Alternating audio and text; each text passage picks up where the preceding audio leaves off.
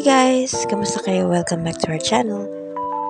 Ngayon nga medyo busy kami. Maaga kaming gumising kasi bigla ang nag-advise na magkakaroon ng medical check-up ang mga bata sa daycare dito sa aming barangay.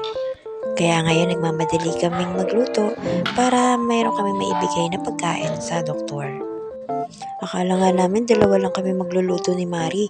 Buti na lang dumating si Ate Babylin at si Annabel. 7:30 AM ang call time dito sa daycare, kaya unti-unti nang dumadami ang mga bata.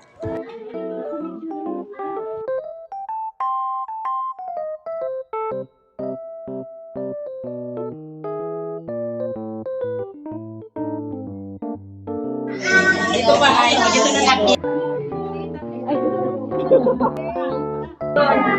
Yan. Okay. Nakatagilid siya.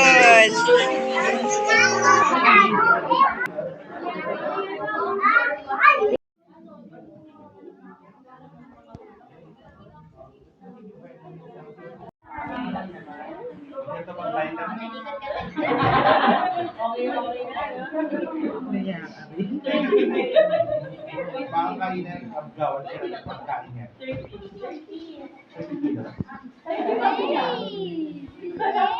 Isa pa.